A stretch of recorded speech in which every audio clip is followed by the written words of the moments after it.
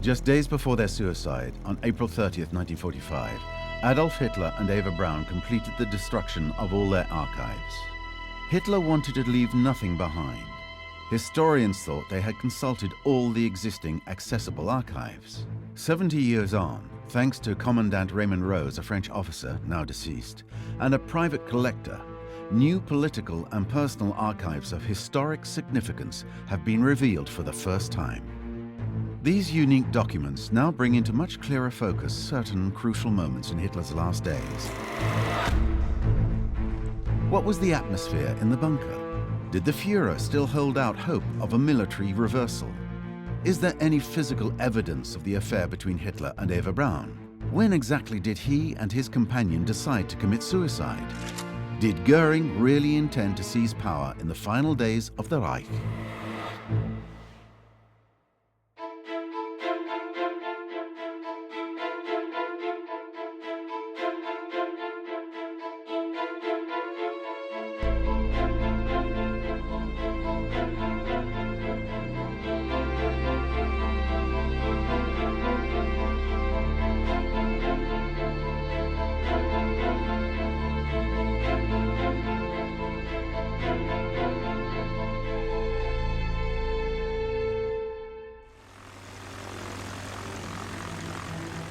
The Third Reich has just been destroyed.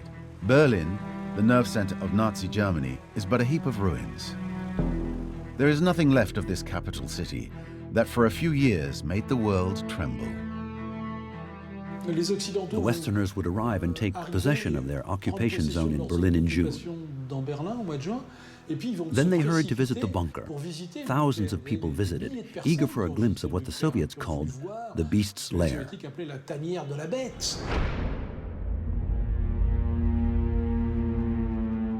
Everyone wanted to see where Hitler died. First a procession of personalities. Then came the members of the American, British, French, and Soviet occupation forces, all coming to visit the bunker. Among the military personnel who visited the bunker was a group of French officers.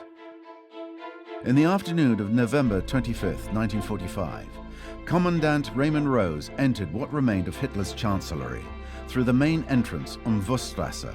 They had prepared for this expedition. Like their comrades before them, they hoped to make a few discoveries. Commandant Rose described his foray into the basement of Hitler's last headquarters. He sketched 3 maps of his itinerary and the place where he found the Führer's documents. All that remains of the Führer's chancellery are the walls and empty rooms cluttered with overturned furniture, still bearing the traces of looting. The house is open to all comers. In the main hall, lit by electric torches, you look for a small, hidden door, which leads to an 8-step staircase leading to a second, wider staircase that leads to a vast room with square columns.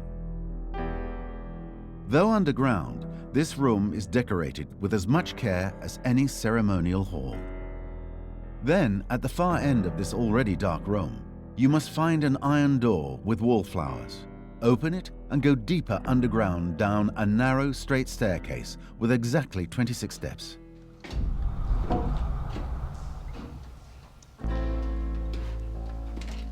There you can see a horrible mess of upturned chairs and tables, candle wax, traces of a fire whose ambition was stifled. The floor is covered by an incredible mass of papers of all kinds. Administrative letters, ledgers, notebooks leafed through by hands that for 7 months had been searching frantically for the secret that good fortune had turned over to me. In the most remote room, I found the documents that established that Hitler wanted to remain, whatever happened, master against all odds, even despite the events. The small French group made a major historical discovery without really realizing it. But more than 70 years later, a French collector, an enthusiast for this dark page of history, acquired Commandant Raymond Rose's documents. At one point, he picked up the documents which were on a wardrobe and brought them back. I'd say it was just after that we realized the historical significance of these documents, so he asked for permission to keep them, which was granted. And he kept these documents all his life. I don't think he had the benefit of historical hindsight. To him, it was a much more emotional act, because in a way, he was an actor in history. To understand the incalculable significance of the historic documents, we must revisit the story of the final days of Adolf Hitler. Mid-April, with the Red Army no more than 100 kilometers from Berlin, the remnants of the German divisions, around 500,000 men and 900 tanks, were retreating before the Russian steamroller. Across 200 kilometers, the front was yielding. The Reich was on its knees, and the Allied bombers were battering Berlin.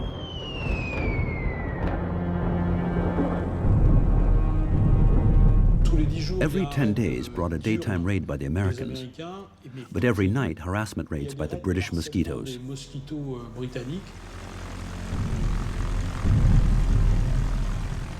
This meant the people were constantly under staircases and in cellars, busy taking refuge in the shelters, Hitler like the other 3 million Berliners. So everyone was exhausted. In fact, that's why the British stepped up the harassment raids. And at one point, the pressure of the bombing became so great that he decided to move out. So he moved into the bunker for good.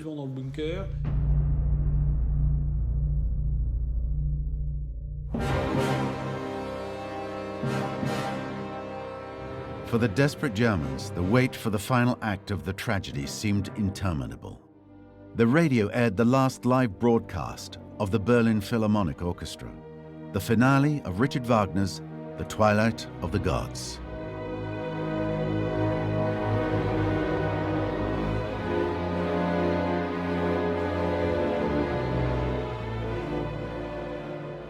Hitler locked himself away in his shelter, a few hundred meters from the Brandenburg Gate, under the gardens of the Chancellery, in the central government district.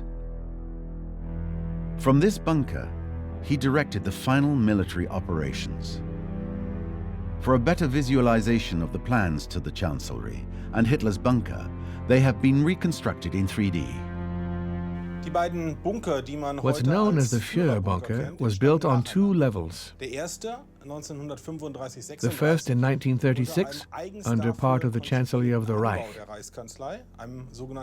The second level was built in 1943 and 44, when it became clear that the ceiling thickness of 1.6 meters was not enough to resist the most powerful American and British bombs.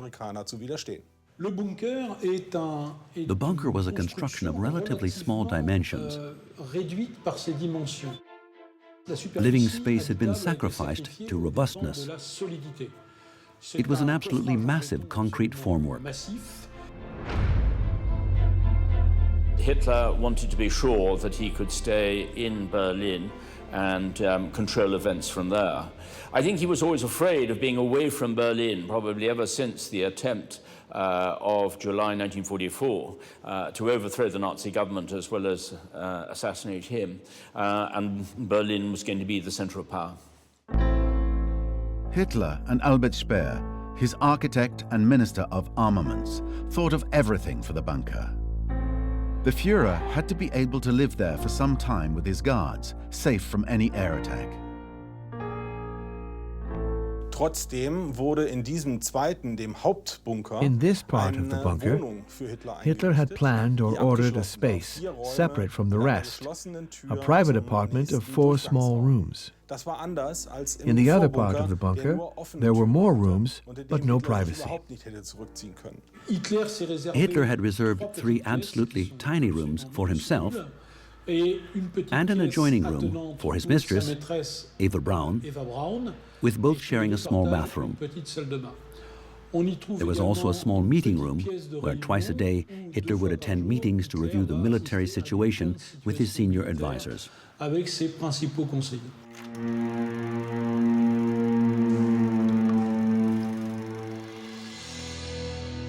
The bunker was a cellar buried 7 meters underground. Special adjustments were made for the comfort of Hitler and his entourage. There's obviously a gloomy atmosphere. The place itself is absolutely dismal. The concrete formwork bunker was situated on the water table of the river Spree, which flowed nearby. So it's a place that constantly oozes damp. The ground is pumped continuously, and it is cold. There is a mechanical ventilation system, and you can hear the fan all the time, and it gives you a headache. It is really a sordid place. In this setting, Hitler was not at his best. He issued contradictory orders. Dr. Morel, his physician, gave him a daily injection of glucose and vitamins, and he was taking a number of drugs. Any of the officers who saw Hitler at that particular time, and I've interviewed a number of them, were shaken when he returned to see what a state he was in. His hands were shaking, he looked absolutely white, he looked as if he was at least 10 to 15 years older than he really was. And so they were appalled, and they were also worried about his mental stability. You can see he was very run down, and actually in the advanced stages of Parkinson's disease. He was bent over, dragging his feet. He couldn't control his left arm, so he has to hold it with his right hand because of the spasmodic shaking. Hitler had a staff of around 30 to keep the bunker ticking over. He was served by his personal guards, the bunker technicians, and the communications personnel. What you have here is the final gathering of the Reich. In other words, Goebbels, who moved his family into the bunker, Bormann, the indispensable personal secretary, and the secretaries.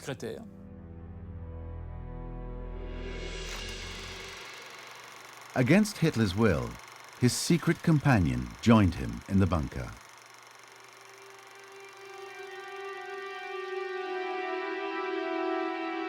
In the private collection we found were two extremely important letters from Eva Braun. Here are the originals. This is the first time they've been shown, her last two letters. The first is dated April 19th, 1945, addressed to her best friend, Hertha Schneider, who stayed in Bavaria. The secretaries and I shoot every day with handguns, and we're already so proficient that no man dare compete with us. I spend virtually my entire life within that air raid shelter. You can imagine how hard it is to sleep. However, I'm very glad to be close to him, just now.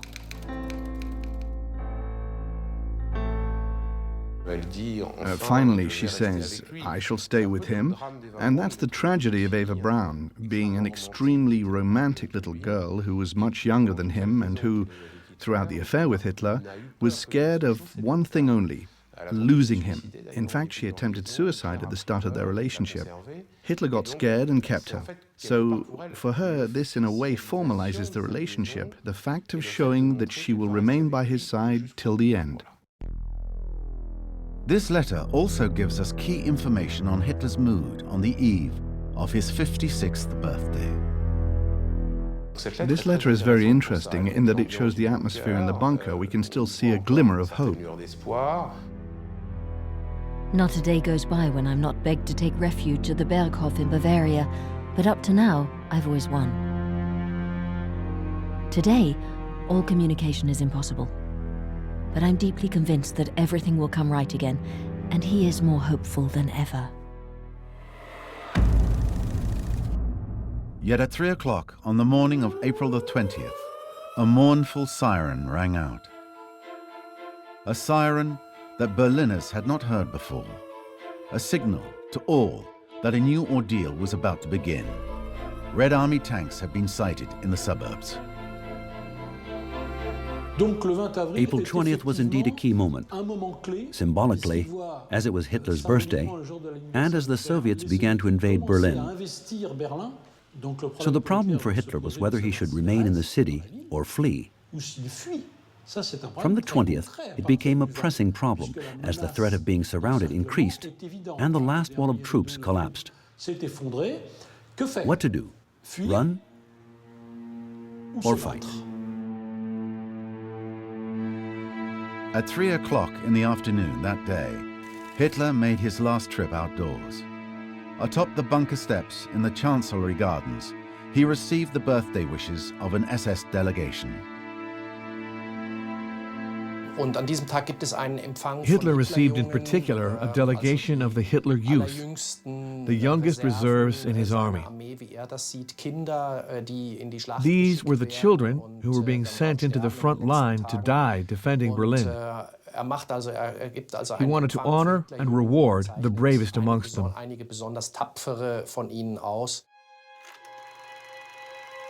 Hitler's left arm was seized by the sheikhs. He shook everyone's hand, patting the cheek of the young people he was sending to their death in the anti-tank units. The youngest was 11, the age that children change schools from junior to secondary. He's really small, around 1.4 meters, and he's in a Hitler Youth uniform. At 4 p.m., just before the military briefing, the Führer received birthday wishes from the senior officials of his party. Himmler, Ribbentrop, Bormann, Dönitz, Keitel, Jodl, Speer and Göring. All his faithful were there, offering congratulations. But Hitler accepted it all very grudgingly, as he was quite obviously not in the mood to celebrate his birthday. I think that the 20th of April in 1945 was probably one of the most grotesque birthday parties as anybody could ever imagine. Here you had Göring that morning, who had blown up his famous chateau of Marienhall to make sure that the Russians could never have it, and then all of his looted treasures, the pictures and all, were taken in a convoy of Luftwaffe lorries down to the south. Then he turns up and he arrives along with Keitel and all the other leaders, the Nazi leaders. Most of them, of course, were just desperate to have permission to leave Berlin because they knew that the city was doomed, and many of them tried to persuade Hitler to leave, not so as necessarily to save him, but purely so as to give them the permission to leave themselves. And that day, his mistress, Eva Braun, gave him a gift. A signed photograph. We found her present. It's an exceptional piece, never revealed to the public, with a remarkable story attached.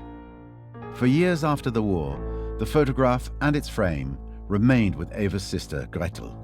Only when the Braun family disposed of it did a sharp-eyed amateur make the discovery. This dedication is the unique physical evidence of Eva Braun's love for Hitler.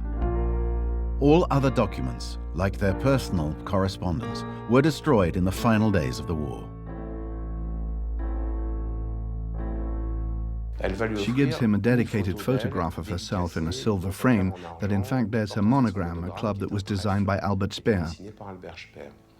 The photo bears the following inscription: "To my Führer, from your faithful Eva." This is very revealing of Eva Braun's mentality and of what she's looking for, as she doesn't use his name, but rather "to my Führer," which implies a political importance, and more especially she uses the word faithful. It's a time when everyone is beginning to go on their own way, and she wants to mark her faithfulness to Adolf Hitler and the fact that she has returned. Hitler accepted the gift from she who had joined him during his darkest hours. He had turned Eva Braun into a state secret for the simple reason that he thought that he, the leader of the German people, could under no circumstances take a wife, as it would drive all the other women who wanted to be with him to despair. At the same time, he owed it to his country, to what he considered the notion of his country, not to take a wife, and that's why it had become an absolute secret.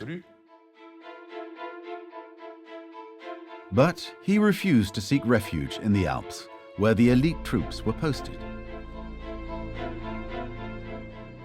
Everyone urged him to go to Bavaria, to the so-called Alpine fortress, where major fortifications and bunkers had been built in the Obersalzberg region.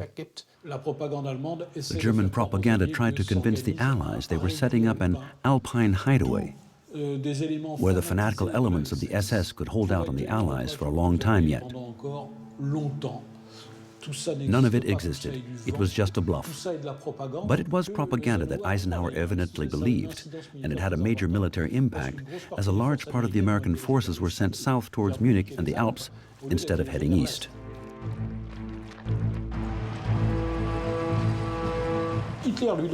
Hitler knew there was no Alpine hideaway. He knew he was just putting off the evil day and decided it was better to die in a staged Wagnerian apocalyptic scene in Berlin, surrounded by his last few troops.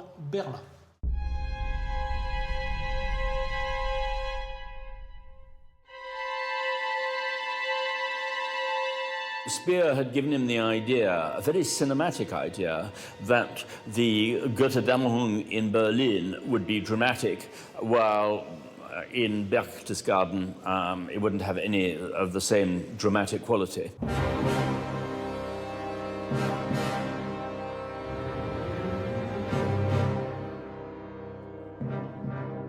Against the advice of all his staff and those close to him, Hitler decided to stay in Berlin. Victory or death, his last battle would take place in his capital. The birthday ended that night with the final Allied air raid on Berlin. Early in the morning of April the 21st, for the first time since the start of the war, Soviet artillery shells rained down on the stunned city.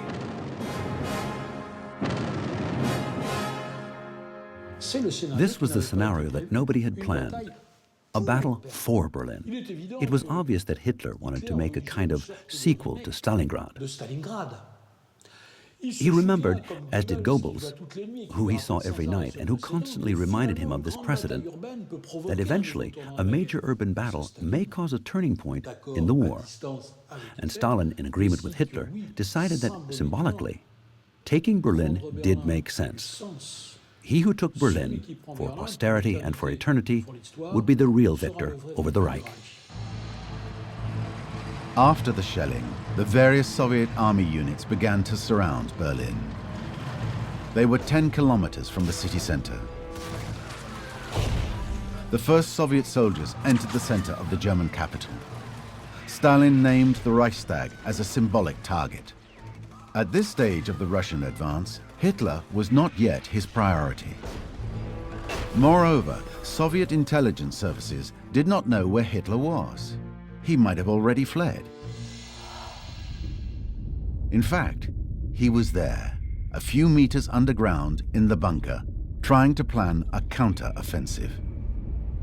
Everything was changing from one moment to the other. And of course, the briefings themselves, dealing with the forces, lacked no connection with reality. I mean, Hitler, once again, was looking at the maps, was saying that's an army, that's a division, or whatever, when in fact, they just consisted often of very few men.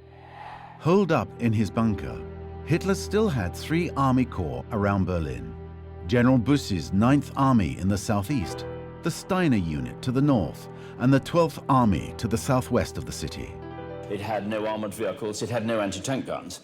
They were mainly young soldiers, very enthusiastic, who were prepared to fight to the end, but they simply didn't have the weaponry. And the idea that somehow that the 12th Army could join up with the 9th Army coming from the east and make this sort of combined counterattack against the Russians was again typical of Hitler's fantasy. But Hitler continued giving orders as if these 3 forces could engineer some kind of concentric movement that allowed them to counter-surround the Soviet armies. No counter-offensive worked. The Germans were retreating in all areas. Hitler didn't understand why troops he was moving on a map weren't breaking through. That day, for the first time in ages, Hitler lost his composure in front of everyone. He threw a tantrum, shouting, "I give up, everything is lost, this is the end." That was when everyone around him realized he had no solution, no plan, no hope, and that everything really was lost.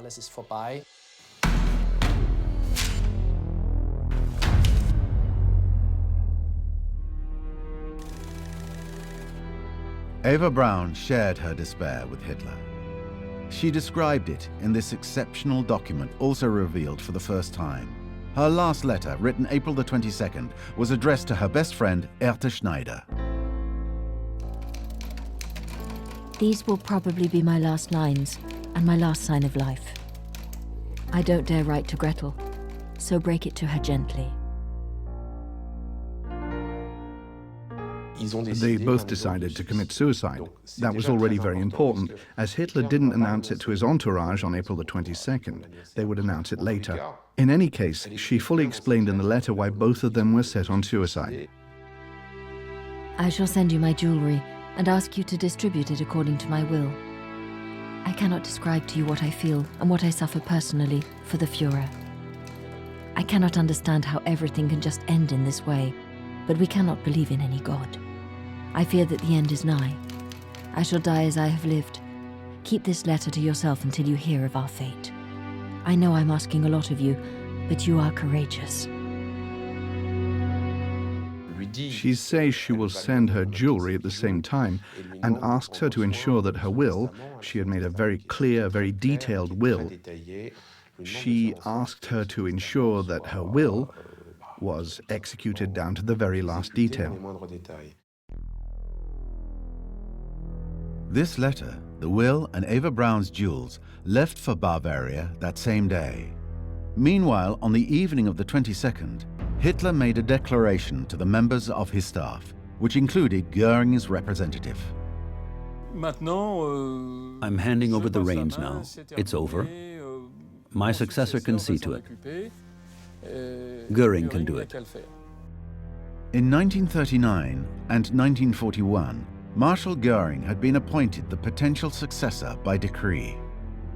But in order to be applied, the decrees required the Führer's signature to make them official.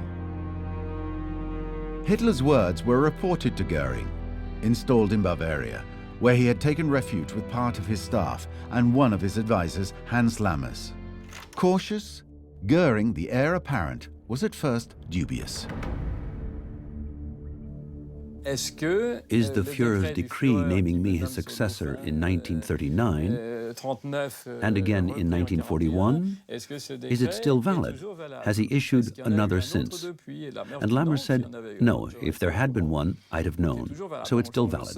So they examine it, he thinks about it, and he says, if the Führer did say that, and I'm the next in line, what do we do? Hermann Göring took time to think about it.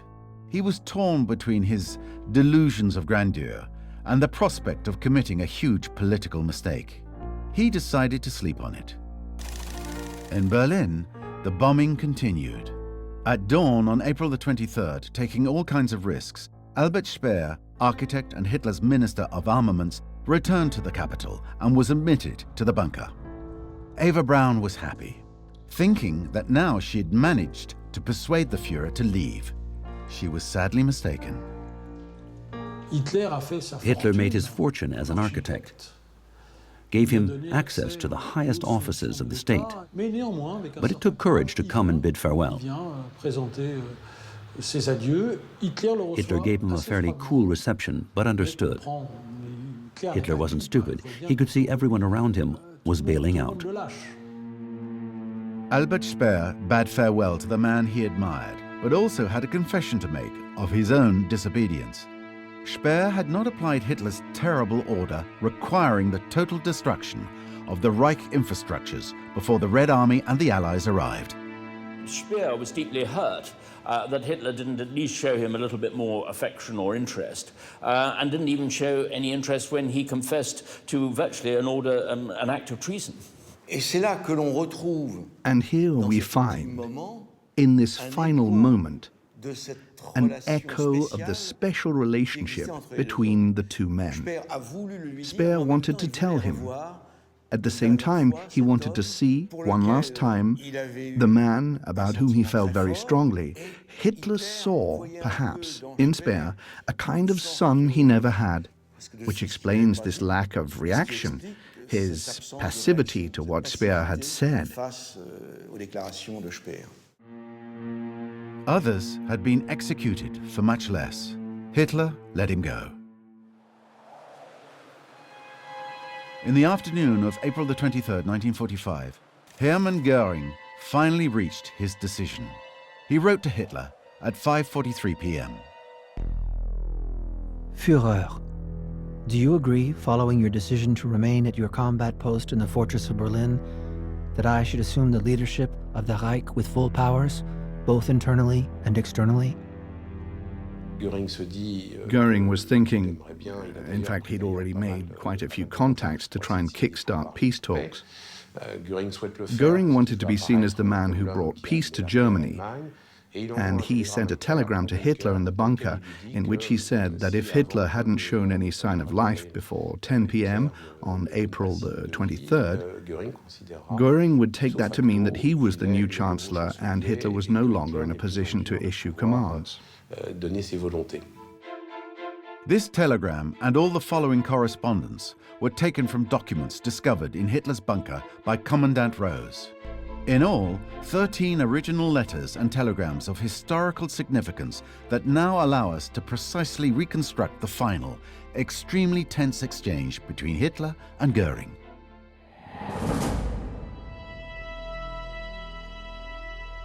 And then he sent a second telegram, this time to Ribbentrop, and probably Kettle too, saying, if the Führer doesn't answer, come and join me in Berchtesgaden, which means I'm taking over.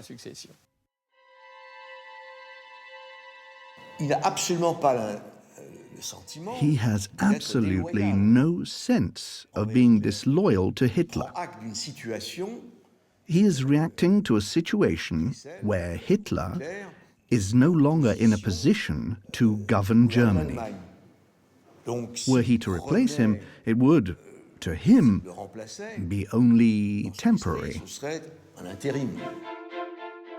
Whatever Goering's intentions, this second message would cost him dearly. When it was handed to Hitler, he was with Goebbels and Bormann, Goering's sworn enemies.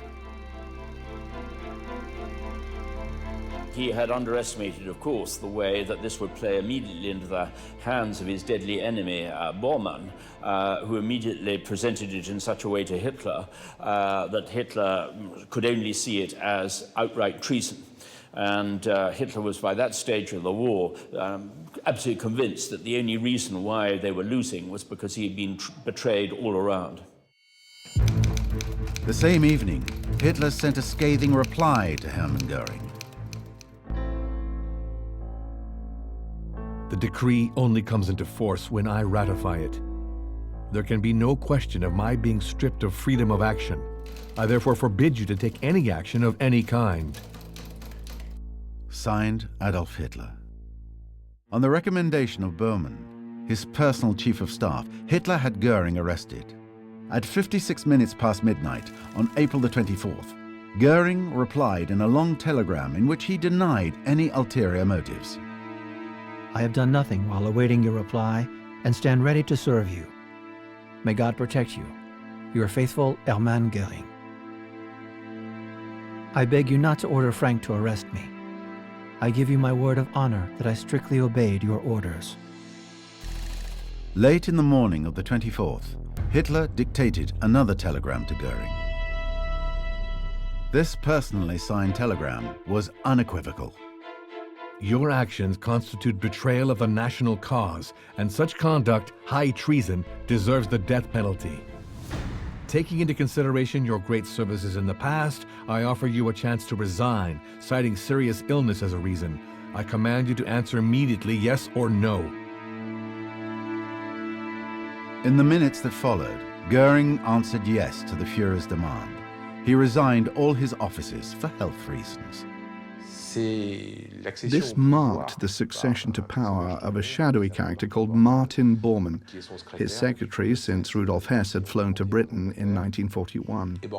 And Bormann gave free rein to the hatred he felt for certain personalities, in effect, flexing his newfound muscles.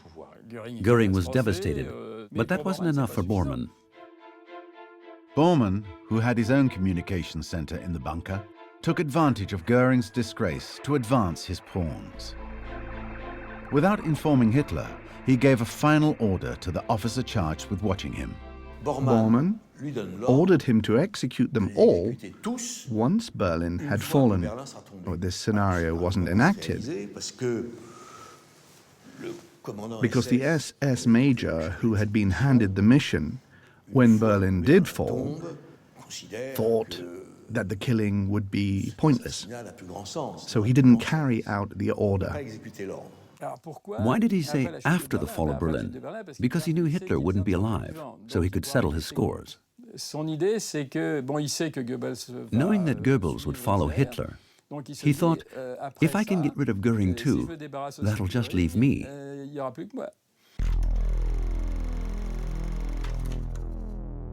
Hitler was unaware of what was going on behind his back, and to humiliate Göring even more, he stripped him of his last powers.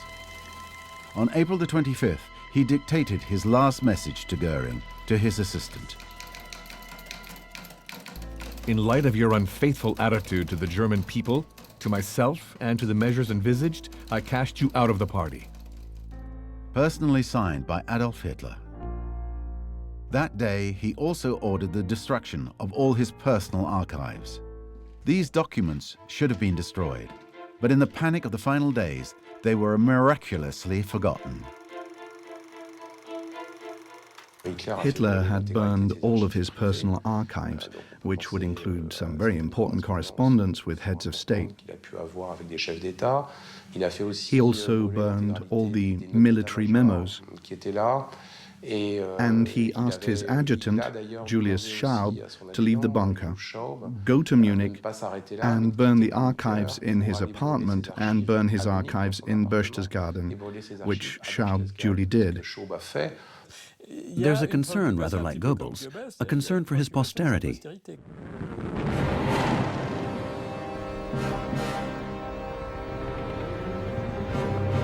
The fighting drew nearer. Hour by hour, the Soviet troops advanced.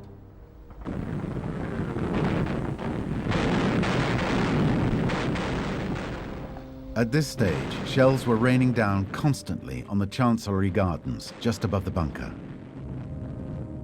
A series of typewritten notes transcribing discussions between Hitler and Goebbels sheds light on the Führer's last military hopes. These documents were conserved by Heinz Lorenz, who headed the bunker's press corps and only published them recently.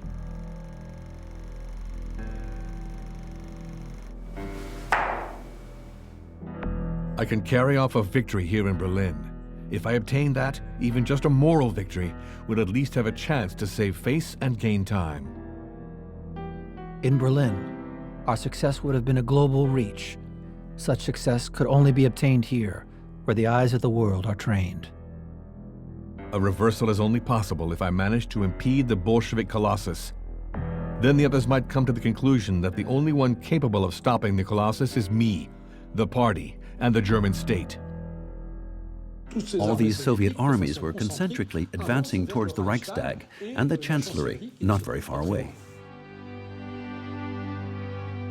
For civilians, the ordeal was never ending. You can imagine the cellars, totally packed. No water, no telephone. Food was becoming a dramatic problem. When a horse was killed in the street, people risked their lives rushing over to cut off a piece of meat. In the midst of this deluge of fire, a woman, a German Air Force ace, managed to land her aircraft alongside Hitler's bunker. It was April the 27th, and confirmed Nazi Hannah Reich and her lover, General Ritter von Greim, wanted to see Hitler urgently. They came down into the bunker, Ritter von Greim lying on a stretcher. He had been shot in the foot as they landed. So why did she come? To try to persuade Hitler to leave the bunker and go, perhaps, to Berchtesgaden. But nothing was to be done, of course. Naturally, he refused. In recent days, Hitler had distributed cyanide pills to his entourage. He also gave a capsule to Hannah Reich so that they could end their lives. This was also symbolic, a sign of honor to her. He was rewarding her for her exploit. A cyanide capsule for Hannah Reich and a promotion for Ritter von Greim, who was appointed commander of the Luftwaffe in place of Göring. They then left as they arrived, taking off under a hail of Soviet fire. They escaped unharmed. Meanwhile, another Nazi dignitary was busy behind the scenes, Heinrich Himmler. He had left Berlin just after Hitler's birthday. The Minister of the Interior and head of the SS offered the Allies the unconditional surrender of Nazi Germany. Sure of himself, Himmler attempted a takeover. On April the 28th, the Allies mocked him in the press. And Eisenhower refused. Totally. His communique was published in the Western press. Hitler was hysterical. The man who had orchestrated the final solution for him was stripped of all offices. This latest betrayal by one of his closest acolytes threw him into a furious rage. Still in Berlin, but outside the bunker, SS General Hermann Fegelein was Himmler's liaison officer with Hitler. Hitler was in a mood for vengeance, and the whole idea that Fegelein was ready to leave Berlin, that he was somehow associated with Himmler in what Hitler saw as treachery, meant that he was determined to have him shot. General Fegelein was also Eva Braun's brother-in-law. He was married to her sister Gretel, and Hitler had personally attended their wedding. Eva Braun was not even prepared to beg for the life of Fegelein. She was actually horrified that he was attempting to desert, to abandon the Führer, and she was not going to abandon the Führer, and she felt it was an act of cowardice of him to attempt to escape with his mistress. The fact also that he was betraying her sister by being unfaithful meant that she had no pity for him. Psychologically, Hitler reeled under the blow. In a final conversation, typed and conserved by press officer Heinz Lorenz, Hitler and Goebbels half-heartedly discussed the military situation. If only Wenck would come. I shall try to lie down for a while. I only want to be awoken if a Russian tank pulls up to the bunker, that I might have time to make my arrangements. Now it is my turn to obey the orders of fate. Even if I could save myself, I wouldn't. A captain does not leave a sinking ship. Hitler and Goebbels thought that General Wenck's 12th Army was about to break through the Russian troops surrounding Berlin. The opposite happened. Barely had it arrived than the 12th Army retreated in chaos. Rumor and false report were the people's exhaust valves. For instance, on April 28th, leaflets rained down on Berlin, announcing the arrival of the Wenck army from the southwest. A German army coming to break the Soviets' vice-like grip? That was obviously a lie. The Wenck army was already being kicked out of Potsdam. It would never make it to Berlin itself. But people believed in anything. And after a time came apathy, fear, the desire to live 1, 2, 3 hours more. April the 29th, 1945, at 1 o'clock in the morning, Adolf Hitler married Eva Braun, his mistress for 13 years. The only witnesses to this union were Goebbels, Bormann, and a registrar. A marriage certificate was signed by the married couple and their witnesses. Hitler pointed out that the ceremony took place at Eva Braun's behest. Surreal, given the circumstances. I think Hitler decided to marry Eva Braun because of all of the treason which he saw taking place around him, that her decision to come and die by his side, he felt needed to be repaid, and he knew that she wanted, above all, to be Frau Hitler. We can also see another meaning. Confirmation that Hitler had understood that the game was up. Why? Because in happier times, his view was, I have only one wife, Germany. And in the name of this great principle, he refused to marry. After a glass of sparkling wine with Eva Braun and the last handful of faithful followers, Hitler withdrew to the meeting room and called his secretary, Traudl Junge. He quickly dictated his political will and testament without hesitation or correction. He'd learned nothing and forgotten nothing. There's still exactly the same obsessions with the Jews, exactly the same obsessions that he'd never done anything wrong, he'd never made any mistakes, it had purely been the question of betrayal. We know that he was a thoroughgoing pathological anti-Semite. I fell victim to the two faces of international Jewry. Its Judeo-Bolshevik face to the east and the face of the international Jewish financiers in the west.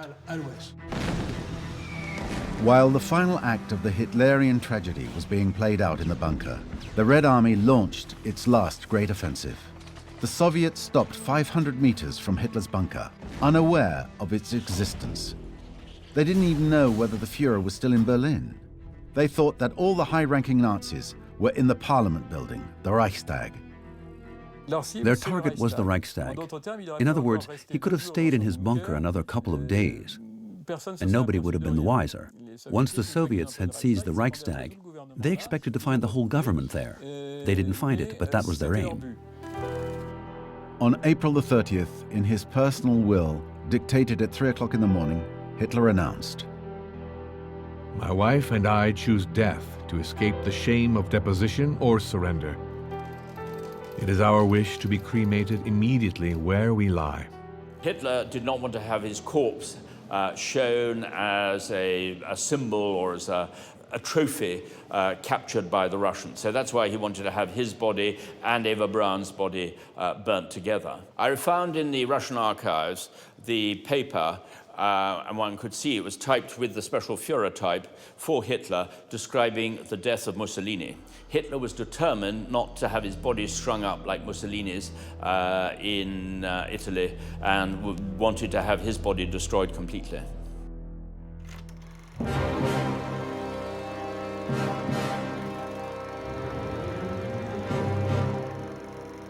Early in the afternoon of April the 30th, 1945, after poisoning his dog Blondie, Hitler said farewell to all his staff.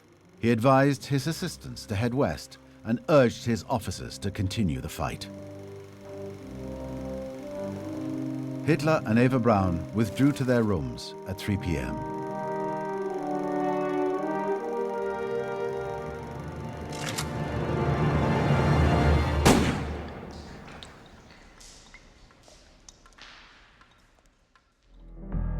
The bodies of Eva Braun and Hitler were immediately burned in the Chancellery Gardens, close to one of the bunker's exits.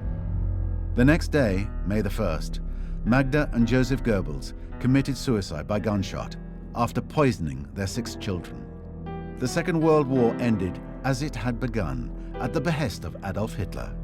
For his posthumous posterity, he chose the grandiose mass finale of the Battle of Berlin. He only resigned himself to his own death at the last moment, 48 hours before Soviet soldiers entered the bunker on May the 2nd, 1945 at 3 p.m. Military operations continued until the signature of the German surrender on May the 7th and 8th in Reims and Berlin. The Nazi regime lasted until May the 23rd.